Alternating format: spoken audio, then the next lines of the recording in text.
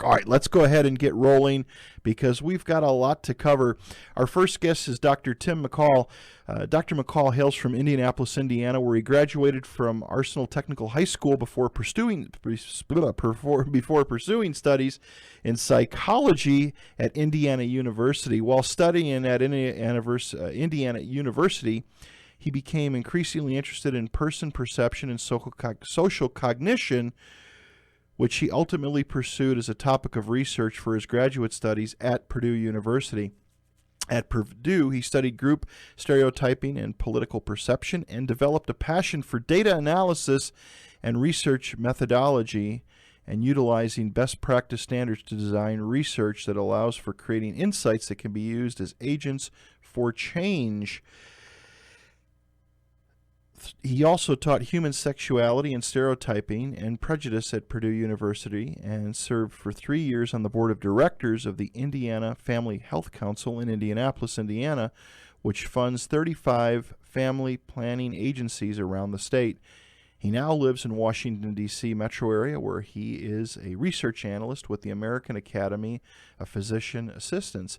His other interests and hobbies include running the website SS Edmund Fitzgerald Online, and you can go check that out at www.ssedmundfitzgerald.org, visiting museums, as well as spending as much time as possible with friends and family in Indianapolis and Chicago.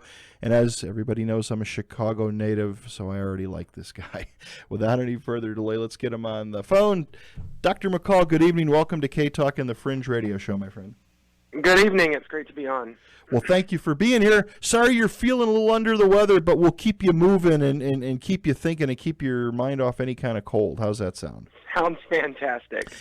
I found your website, Tim. The Edmund Fitzgerald, I think, of course, the most famous shipwreck, of course, is Titanic. But the two are kind of somewhat similar in that, of course, we know what we believe we know what happened to both of them. Of course, Titanic hit an iceberg out in the middle of the Atlantic. There was a horrific storm. But there's still so many details, as with Titanic. It hit the iceberg. The theory is that it ripped part of the ship open on the side. It sank quickly. Others, through different investigations, feel that maybe a major portion of the hull section might have come out, which caused the ship to go down fairly fast. And of course, with Edmund Fitzgerald, the ship just disappeared in seconds. And going through, I've had such a fascination with shipwrecks, but going through your website, finding your website, and all the work that you've put into this and the details is just absolutely amazing. I want to commend you. I've never seen anything so detailed like this. Well, thank you very much. What got you interested in Edmund Fitzgerald? Yeah, so I'm 30 years old this year, so this shipwreck is actually older than I am, Okay. And I come from Indianapolis, landlocked Indiana for the most part, so we're actually not very familiar with a lot of the shipwrecks on the Great Lakes. I was in the 8th grade when the website started, so we were assigned a group project that year, and it was called What a Disaster, and you were supposed to team up in groups of 4 or 5 students, and this was kind of a semester-long project on different well-known disasters in history, and being the 14-year-old I didn't actually know which disaster I wanted to research, and it was suggested to me that I do my project on Edmund Fitzgerald, and having never heard of it before, I said, who is Edmund Fitzgerald? So I had no idea, and my teacher at the time, Linda Gaggy, she said, you should research it and tell me what you think and decide if this is the project you want to do. So I became really fascinated with it and the idea that there were no survivors and there was really no definitive explanation as to what happened. So I decided I was going to do my project on it, and somewhere along the lines, I decided it would be a really cool idea if I had a place to collect all of my information and all of my research. So I'd never made a website before, but I decided, you know what, I'm going to make a website for this project. And then I presented the project, but I kept the website on the internet, and actually the reason I credit that it's here 15 years later is it really did pick up a lot of steam, and that some of the family members of the crew found the website and contacted me, and they thanked me for having the website, since there didn't seem to be a source of information on the internet that was dedicated not only to what happened to the ship, but also to the crewmen. So with my contacts and getting involved with the families, I was able to meet many of the family members and start to focus the website not just on the ship, but on telling the story of the men who were lost. And here we are 15 years later, and I'm still in close contact with a lot of the family members, so Wow. It's kind of become a project that I do, trying to educate others about what's happened and about the men who were lost. That's a pretty huge undertaking, because considering you're 30, you were a teenager at the time. How did what was the reaction of some of the families for a young guy coming wanting to talk to him? Was it a little eye-opening, or what did you want to know? Yeah, it was. I honestly think part of the reason that I may have had so much luck with family members approaching me, and then the family members that I approached, they were willing to talk to me, was because I was a 14-year-old. I wasn't out working on something, trying to make a movie or trying to make money for myself. I was genuinely interested in it.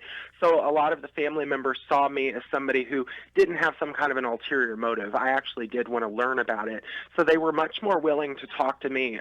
Even family members who have been known over the years to refuse to do interviews and to talk to people in the media were willing to talk to me, and they were willing to give me information for my website. So it definitely came from a place of intellectual curiosity, but I also think that gave me a benefit because people were willing to talk to me that wouldn't talk to anyone else.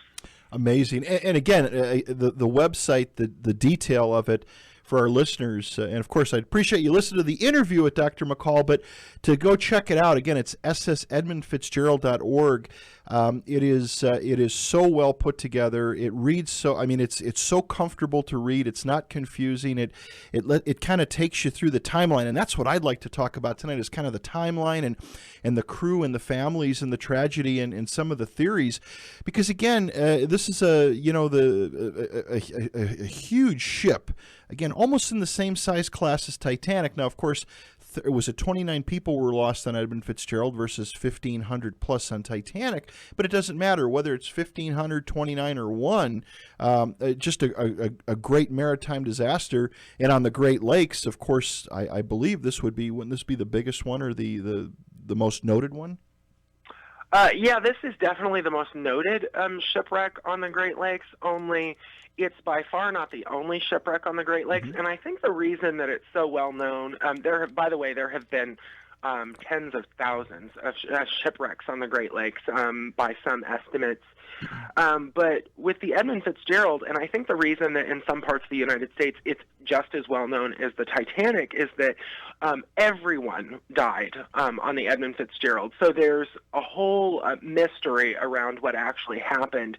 And even though we lost 29 men, not only did we lose 29 men, but the entire crew was lost.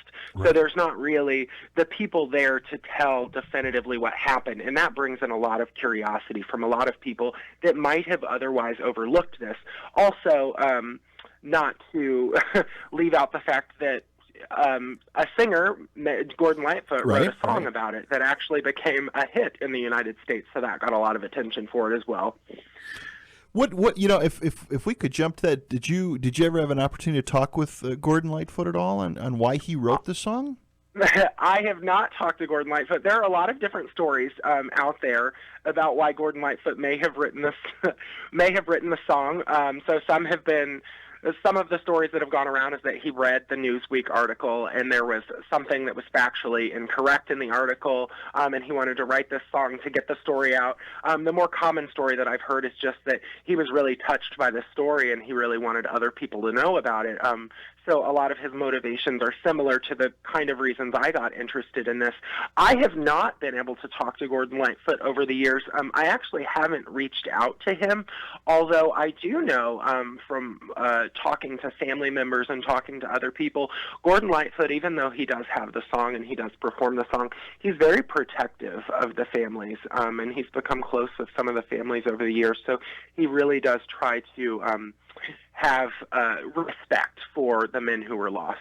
I feel that, I mean, everybody views it different. Some people listen to the song and they feel it's the story, which it is. I think it's sort of it's a musical memorial, if you will. It lets people know about what happened. And today's young people, and again, like you said, at 14, you didn't know who Edmund. You didn't. Like you said, you didn't know if it was a ship, if it was a person. The younger generation, the people coming up today, they need to know about these things. They need to know about ships. Some of the young people that I talk to today, I'm in my mid-50s, but people that I talk to, teenagers, Titanic, yeah, I've heard of Titanic. Edmund Fitzgerald, never heard of that. People need to be educated about this, and again, the tragic loss, and again, just touching stuff. Right, absolutely. So Edmund Fitzgerald, the ship was built, 1958, I believe, and didn't the ship also set a lot of records as far as it carried tons of ore, it carried a lot of product. It was kind of the flagship of the Great Lakes. It absolutely was, and actually on its maiden voyage in, I believe it's September 24th, 1958, it was christened in June of 1958, but on its maiden voyage, it actually set the record for most cargo carried through the locks. So from the get-go, it was breaking records. It was also the longest ship on the Great Lakes during the maiden voyage. In 1975, it was not the longest ship or not the biggest ship on the Great Lakes, but there were many records that were broken, and I think that's something else that brought a lot of attention to the shipwreck itself, is that the Edmund Fitzgerald was known for breaking records and known for being impressive as a freighter on the Great Lakes. And, people also don't realize, Tim, that these ships, I think, I know they play a big part in people's everyday lives, no matter where you are. I mean, Edmund Fitzgerald at the time, I believe it was carrying ore pellets to Detroit for Ford Motor Company to build cars. A lot of these Great Lake freighters, they're moving stuff around, but the products are dispersed throughout the country. Ships come in from overseas through the canal, the inland waterway into the Great Lakes. I mean, stuff finds its way from all over the world into the Midwest and gets dispersed out to different factories and plants and piers. Yeah, absolutely. So, I mean, that is ultimately what the cargo was going to be used for. I mean, like you say, it was headed for Detroit. The ship was ultimately going to be going to Cleveland. It was headed for Zug Island in Detroit, and it was ultimately going to be laid up for the winter after that. But, yeah, my website doesn't focus on that a lot, but it was carrying iron ore, so there was an economic loss as well, and ultimately it was carrying product that was going to be shipped all over the country for cars and things like that. With the years that Fitzgerald ran before the ship was lost, anything notable, Tim, outside of it? It set a lot of records. A lot of different documentaries and books and paperwork that I've looked through is people looked up to the ship. It's a ship that a lot of people in the Great Lakes marine industries wanted to serve on. I mean, it was kind of the flagship of its day. There was, from what I understand, there's a lot of people that wanted to be on that ship. Yeah, it was state of the art at its time. So this was definitely the ship that people were very impressed by. People knew what the Edmund Fitzgerald was in 1975, especially in 1958. So it was really kind of the direction that freighters were going. Yeah, that's what I said. I know, watching a couple of documentaries, and matter of fact, I saw one that was there was actually a crewman. I believe he now is I don't remember the man's name. I probably should have wrote it down, but gentleman that wanted to be on Fitzgerald, who is now a captain of a Great Lakes ferry boat that transports cars from Manistee, I believe, to the Green Bay area, and just didn't get on the ship, couldn't get signed on, but one of his good friends did, and of course was lost that fateful evening. Mm-hmm. Yeah, and there were a lot of people who wanted to be on the ship, definitely. And something else that a lot of people find interesting, I don't know if you were going to get to this later, so I'll just jump to it. Go ahead. There was actually someone was on the ship that wasn't originally scheduled to be on the ship. So Robert Rafferty was the cook on board the ship when the Edmund Fitzgerald sank, and he actually originally wasn't scheduled to be on that voyage. So Richard Bishop was the normal first cook on the Edmund Fitzgerald, and he was actually recovering from bleeding ulcers when it was time for the voyage to happen. So Robert Rafferty, who is the father of Pam Johnson, she was actually the first family member who contacted me involving the website. He stepped in as the first cook, or as the steward, and ultimately the ship sank. Wow. Wow. And also, and we can talk about it, some of these other people, but Captain McSorley, kind of like Titanic, that was going to be his final voyage too, correct? Mm-hmm. He and his first mate had actually discussed sailing out their days on the Great Lakes together, and that was going to be his last voyage. That was likely going to be the last season of Robert Rafferty as well. So there were men on this ship that were planning on retiring, and they were getting in this last voyage or so, and they weren't going to be sailing anymore. How long was McSorley captain? Was he captain for quite some time? Oh gosh, I don't know for sure, but Okay. I think it was about 7 years, if I can remember correctly. And if you want to fact check me, my website would be a great place to do that. No, I know. Well, again, there's a lot there. It's like reading a book. There's so many different things to go through. In putting this website together, Tim, in meeting these families, like you said, they were very open to talk with you. This tragedy till today, I know that of course it's lost a lot of its push and a lot of its drive because of just 40 years have gone by, but still the families, I mean these people that live the families of these Great Lakes men, these sailors, ship workers, this is their lives. I mean, most of them are raised. They stay in the same area. They start working on these ships at a very young age, and a lot of them retire. Had to be pretty amazing to talk with all these different families.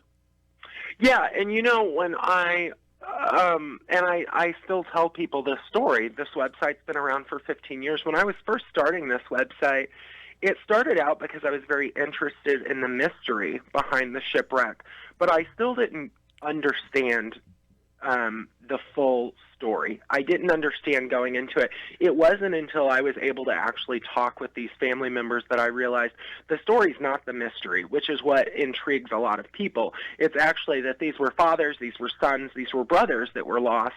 And when you actually hear these stories from these family members and you hear these personal accounts of who they've lost, you see that this was 29 people that was lost. It wasn't this large ship. And I think when we're talking about large disasters like this, it's really easy for us to separate ourselves mentally from actually what's going on. And we can talk about, all of the economic loss that happened, or that this really large ship is in this really large lake. But we forget that these were individual people with really touching stories behind them. So hearing that, I think, is what has kept me interested in this and what has made me dedicated to informing others about what's happened. The people that, and again, they till this day, they remain a pretty tight knit group. Again, Tony, who's going to join us in an hour or so, who was at the 40th bell ringing event, he said that the same people trek out there. I mean, it seems like it's a very tight group. It's a maritime family.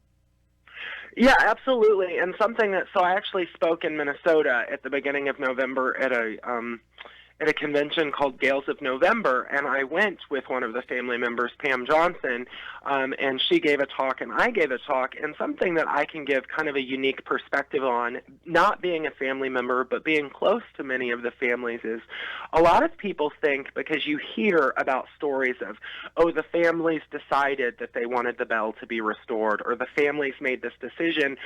So it's really easy to think that this is one group of people and it's kind of a group think and everybody makes the same decision. What I think is most unique about being as close to many of them as I've become is you really start to realize that this story brings together 29 different families, and they very much function like one family would. So you have disagreements among the 29 families, and a lot of people don't think about these different things, but, not everybody always agrees. Only at the end of the day, many of them want to put forth these memorials and remember their family members. So it's really kind of a unique perspective to get to see that these things that you hear in the media of the Edmund Fitzgerald families have decided they don't want there to be further expeditions to the wreck or anything. It's not like this was a cut and dry decision that everybody sat in a room and they said, okay, this is how we feel as a group.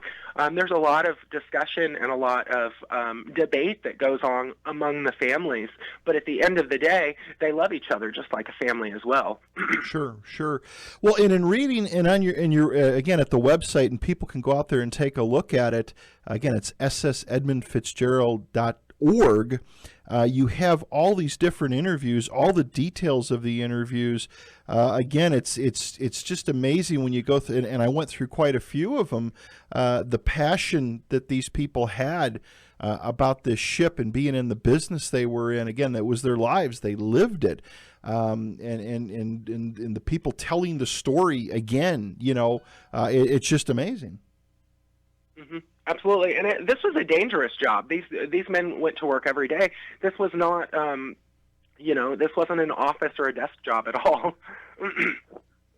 Oh no, by no means. I mean, you put your life on the line every day.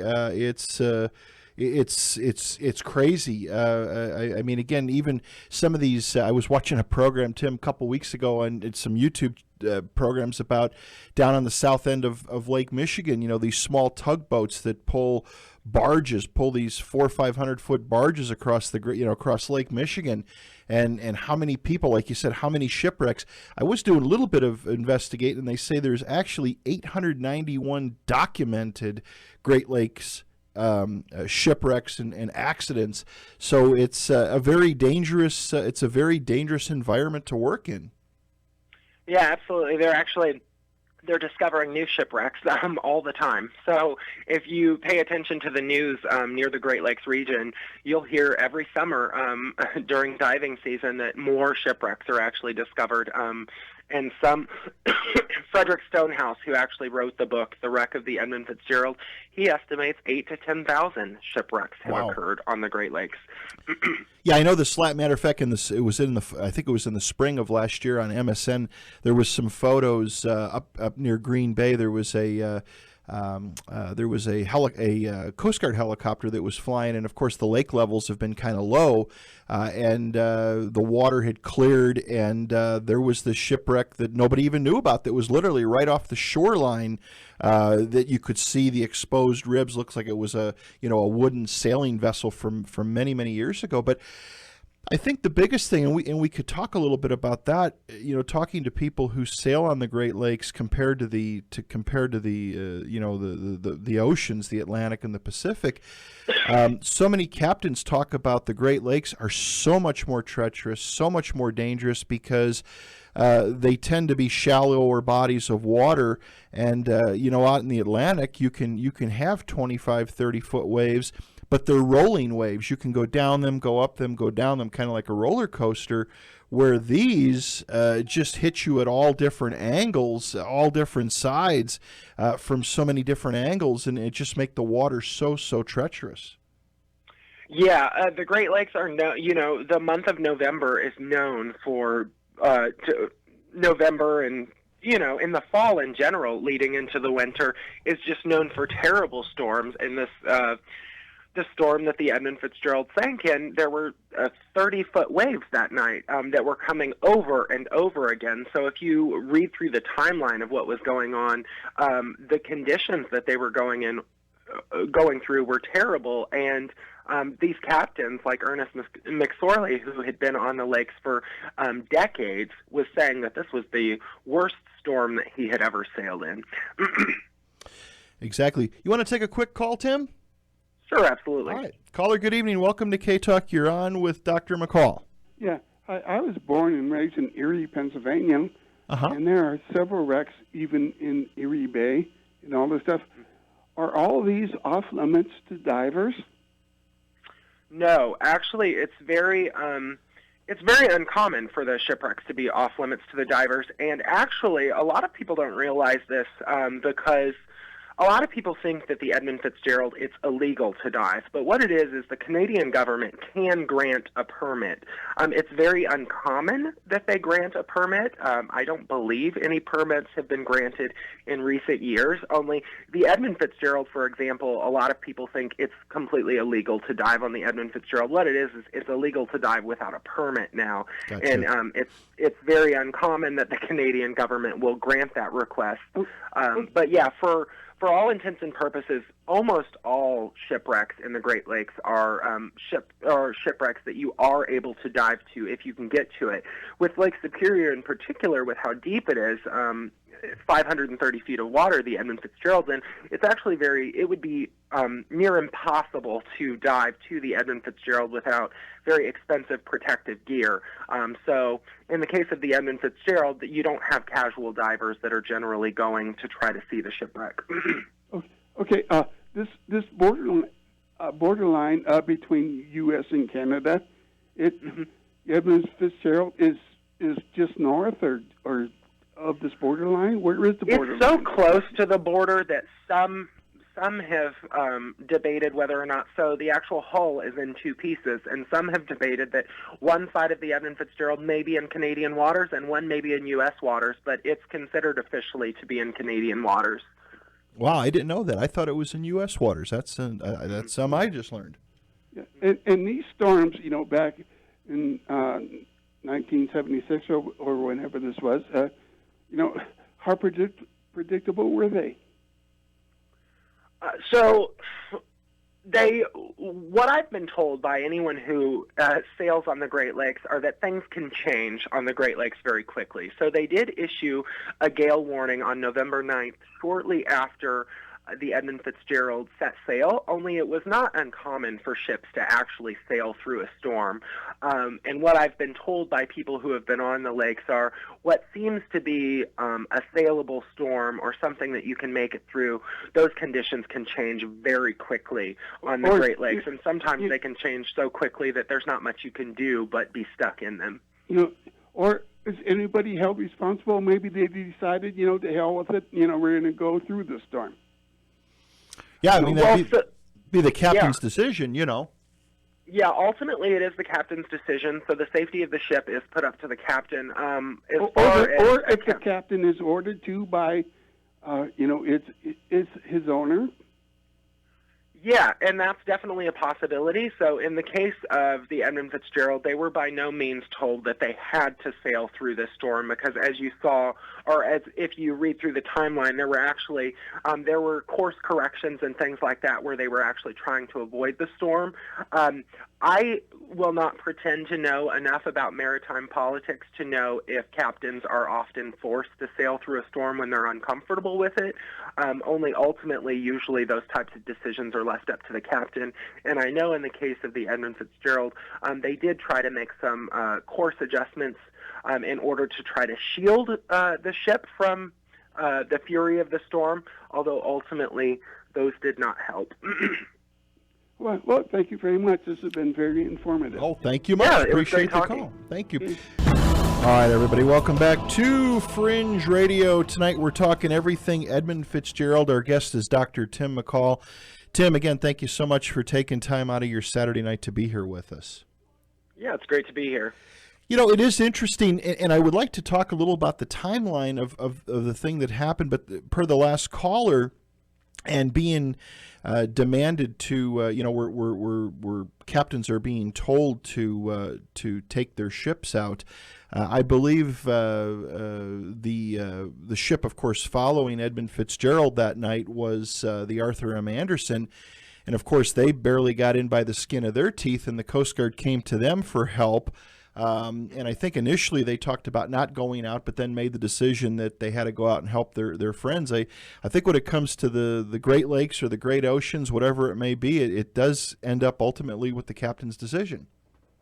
Yeah, absolutely. So, then, like you mentioned, the Arthur M. Anderson did make it to Whitefish Point, and there was a back and forth between the Coast Guard, where the Coast Guard basically asked them to go out and search for the Edmund Fitzgerald, and you can see a little bit of this exchange on my website and other websites on the internet that show the radio transmissions that the captain of the Anderson actually said, "Do you realize what the conditions are?" And they didn't get a response from the Coast Guard, but ultimately the Coast Guard told them, even though the Edmund Fitzgerald was missing, it was ultimately up to the captain of the Anderson. Nobody was forced to go out.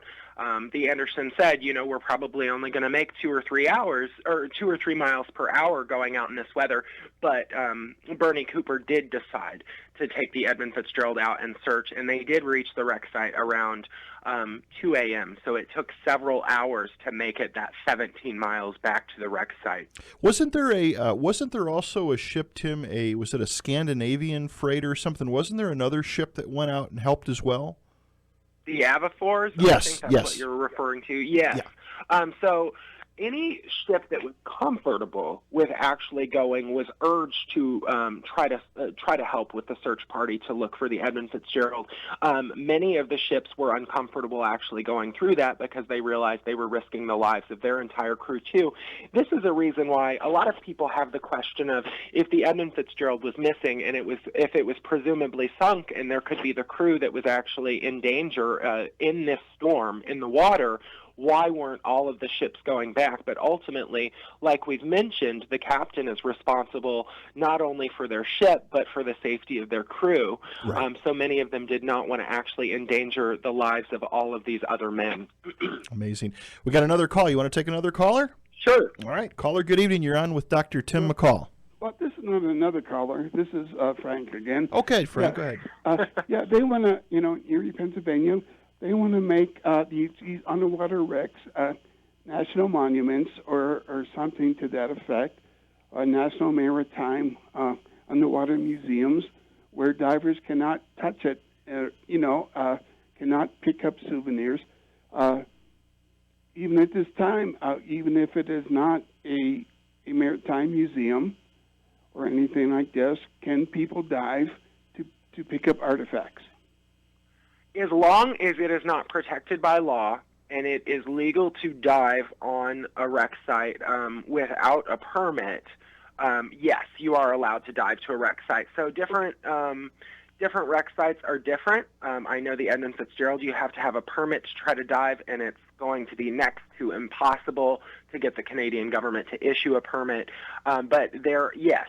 So to answer your question, there are, with the thousands of shipwrecks on the Great Lakes, there is not this law that makes all of them a monument or that makes it illegal to dive to them. So many people will dive to them, and they do collect the artifacts as well. I am not certain for each shipwreck or for each state or for each lake if there are not laws in place that prevent you from actually collecting those artifacts. That would probably differ by jurisdiction. Okay, and so I understand the bell has been brought up. Yes. Yeah, you want to talk about the bell, Tim? Yeah, so in 1995, Michigan State University actually restored the bell, so it was this was an expedition that occurred in order for the bell on the Edmund Fitzgerald to actually be removed. And this was one of those times that you'll hear people say the families decided that they wanted to have this memorial and they wanted to have the bell. And that was another example of many of the family members did agree that they wanted this to happen.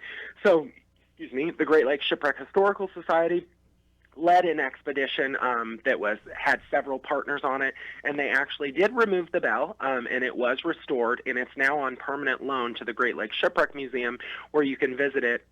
This was before there was a moratorium in place on dives to the Edmund Fitzgerald, and they actually did put another bell in place of the bell that they removed, and this has the names of the 29 men engraved on it.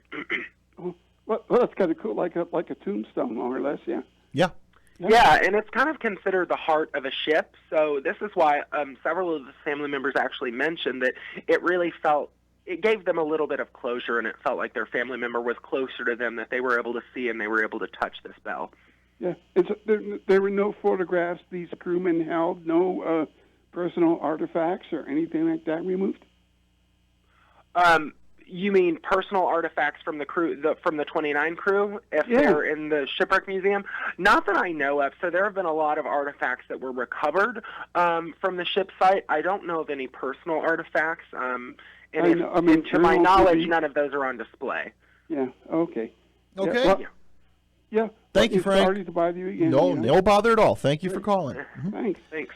Yeah, I know. I was reading or saw an article about when they brought up the bell in '95, and I guess right when it broke the surface of the water, it rang immediately, and people had responded. Well, of course, there was a big gathering there, but it had been heard. You could hear it from quite a ways away. Yeah, several family members have actually spoken about that. One of them being Cheryl Rosman, the daughter of Ransom Cundy. Interesting. And tonight, again, Tony Strublik's going to join us in about an hour and a half, about an hour or so. Actually 40 minutes or so on the other side in the second segment. And he had the opportunity to ring the bell last year. So it's going to be kind of cool to talk to him a little bit about it. The timeline, Tim, and of course your website details that out. You said this was kind of the final voyage before winter layup to put the ship up for the year. Again, the Great Lakes, they tend to freeze over, although this year it's been a pretty light winter. Here we are mid-January, and there's not a whole heck of a lot of ice, but the ship was going to be laid up, kind of one of its last runs. And then I would assume they thought it was a pretty, not generic, but a pretty standard crossing of the lakes. And obviously this almost storm of the century came up that ultimately was the fate of the ship. Yeah, this was going to be a pretty routine trip. They were able to squeeze in one last trip before ultimately it was going to be laid up. Some weather, so I'm not a meteorologist, only right. Based on everyone that I've talked to, some weather patterns started coming in a couple days before the ship was actually going to be setting sail. And they keep a close eye on these types of things because they know these ships have to go out, and they know that storms can be terrible on the Great Lakes, especially on Lake Superior. But right around the time that the Edmund Fitzgerald set sail on November 9th, I think within about an hour afterwards, gale warnings were being issued. This isn't necessarily uncommon. So, I mean, storms happen on the Great Lakes, and ships are on the Great Lakes all the time. But this is when they really start keeping an eye on things, and they get reports of the weather, and they're able to get reports of weather patterns so that they can alternate their course if necessary. They can get closer to the shore to kind of try to block them from some of the effects of this storm. And ultimately, as the reports were coming in, the Edmund Fitzgerald did move forward, but they started to alternate their course. The worse that the storm got, and the more violent the storm got, and they start keeping touch with other ships. For example, the Arthur Anderson was about 10 to 15 miles behind the Edmund Fitzgerald for most of the voyage. Generally, the Edmund Fitzgerald was actually a faster ship than the Arthur Anderson. Only once things started getting bad, the Edmund Fitzgerald, so Captain McSorley, started being in touch with Bernie Cooper much more often when they started losing things like radar, and the waves were getting worse. Captain McSorley actually checked down. So what that means is he slowed the ship down so that the Anderson could catch up to the Edmund Fitzgerald, to try to keep an eye and to kind of try to be eyes in the sky for the Edmund Fitzgerald, since it was having trouble navigating at that point. Was the Arthur M. Anderson, was that a sister ship of Edmund Fitzgerald? They're pretty similar, aren't they, in size and in what have you? Yeah, they are. So the Arthur M. Anderson, I believe, was ultimately lengthened, but to my recollection, the Arthur Anderson started out smaller than the Edmund Fitzgerald, and ultimately the Arthur M. Anderson was on the Great Lakes for years and years and years after the Edmund Fitzgerald sank, and it was ultimately lengthened. But they were similar ships, only the Arthur Anderson was smaller. Gotcha. And the Arthur M. Anderson is still sailing today. Yeah. It's still in active service. Yes. So, and a lot of people don't realize that. So these ships, like the Edmund Fitzgerald sank when it was 17 years old. That's not old for a ship. That's very young for a ship. Right, right. It's amazing if a website that I'm sure you've heard of, if people have interest in these Great Lakes freighters, and like Tim said, there's some out there now that are just absolutely ginormous. You can go to a website called, I believe it's called boatnerd.org or boatnerd.net. Or .com. Boatnerd.com. Yeah. Yes, and actually I would love to give them a plug. Go ahead. Because I love the people at Boatnerd, because whenever somebody contacts me with interest in the Edmund Fitzgerald and they have interest in another ship or they have another shipping question, if I don't know the answer or it's not on my website, I always say you can probably find this answer at boatnerd.com. Exactly. And you can go look at it because there's YouTube videos out there. Something that I find fascinating is the Corps of Engineers in Duluth, Minnesota has a website out there that anybody can go access. Just look up Corps of Engineers, Duluth, Minnesota. They actually have live, high-definition, real-time cameras of the channel, the bridge, the harbor, and you can see these ships that come in. Boatnerd actually takes and makes videos. Of course, there's a lot of times it's just dark black water or clear days with waves out there, but they have all these freighters coming in and out of Duluth Harbor. And if people want to get a look at what these ships look like and the size of them, again, they're like Titanics. They're people always that don't understand Great Lakes boating. They think, well, they're no ocean-going vessels. They are. They're gigantic, and people can go take a look at it. And all there's radar out there. You can click the ship's positions. It's just amazing if you love maritime and you love ships and you love stuff like this. You can spend hours, just like with Tim's website. You can spend hours going through it. Amazing stuff. So back to the timeline. Storm is coming up. Things are happening. I think one of the big things that a lot of different authors, a lot of different researchers circle around is the 3:30 call, the 3:30 in the afternoon call from McSorley to Cooper, from Edmund Fitzgerald to the Anderson, and that's where Captain McSorley starts talking about he's getting topside damage, he's got his fence rail laid down, and he's lost some vents. I've heard some experts say that they feel that at that point, possibly there might have been an underwater collision that maybe started the chain of events. What's your take on that, Tim? There are all kinds of different theories of what was happening at that point, and this was kind of, I don't want to say the beginning of the end, only this was really a sign that things were not going well. So once we started getting a list, what a lot of people don't realize is when the Edmund Fitzgerald was taking on water for whatever reason, if there was a collision underwater or it was just taking on so much water on the top side, the ship actually was taking on enough water that it was leaning to one side. And if you're thinking about the fact that these men work on this deck, at this point, it's very dangerous for these men to even be on the deck of the Edmund Fitzgerald. So at some point between 3:30 and 7:30, and I'm sure you might have the timeline pulled up, and you can tell us. I do. You'll actually hear that one of the radio transmissions, they heard McSorley saying, "Don't let nobody on deck," and that was because at this point, with all of the waves that were coming over the side of the ship, and also the fact that the ship was leaning to one side, people could actually be swept off the deck of the ship and could have been lost. So this is kind of around the time where we start to realize, and I'm sure Captain McSorley was realizing, we're in trouble. This might not be the end. This might not be something that's ultimately going to sink, but we're going to need to get this under control. And of course, he talks about losing some of the vent covers, but when you look at the photos, these vent covers are really not that big in the scheme of things.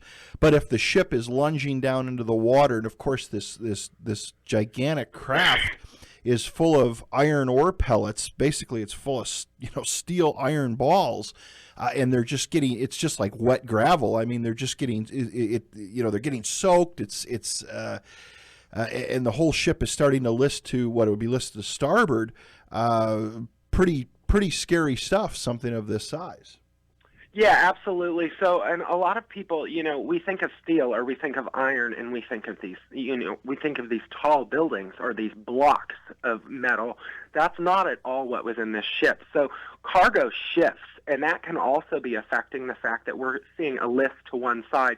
So if you think of this kind of like a lot of marbles and water getting in there, you've already got 26,000 tons of iron ore, and you've got these waves crashing down, and more water getting into the ship and weighing it down even more. It was just amazing. Yeah. The ship. Yeah.